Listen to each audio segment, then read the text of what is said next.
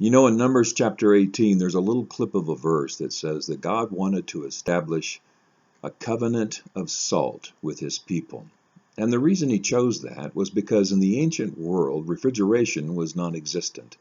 And so the properties of what salt could do to meat was almost magical. And so entire nations would go to war over salt deposits.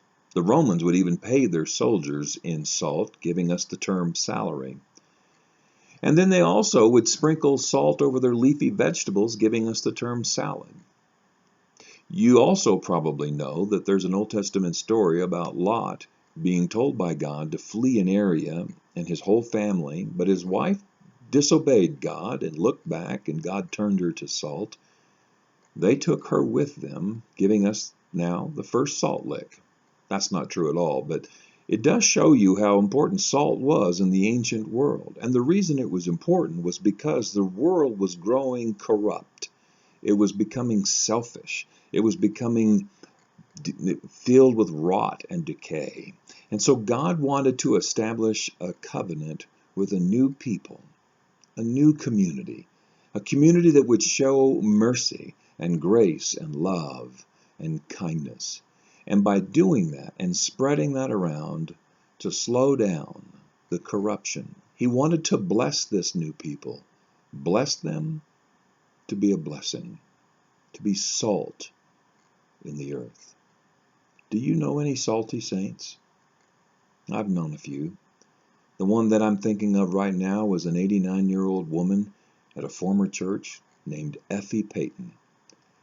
Effie probably weighed 80 pounds, and she was in and out of the hospital a lot in her latter years. And I would go visit her, and when I would come into her room, she'd reach over and grab her teeth and put them in her head so that when she smiled, she had that beautiful smile. And when she'd see me, she'd say, "Pastor Joe, it's so good to see you. How's that beautiful wife of yours? And how about those boys? I bet they're growing and getting so big." And I would sit and visit with Effie. And then it would be about time for me to go. I could see that she was getting tired. And she would say, "Pastor, can I pray for you?" And of course, you say yes to something like that.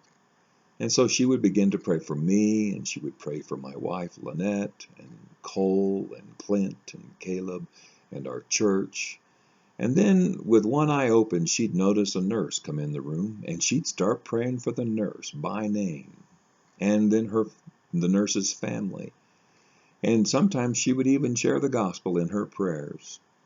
The one time I'm thinking of, I slipped out and stood at the door and lingered there just for a moment after Effie had finished praying for me, and she said to the nurse that was doing something in the room, she said, "Honey, that was my pastor. He's a good man. He loves Jesus. Honey, do you love Jesus?" She was a salty saint. We at Mountain Heights Baptist Church just want to welcome you to this beautiful valley. We're not the perfect people. In fact, the motto that we have at our church is "No perfect people allowed." But we are salty. And if that describes you, well, you'd be welcome here.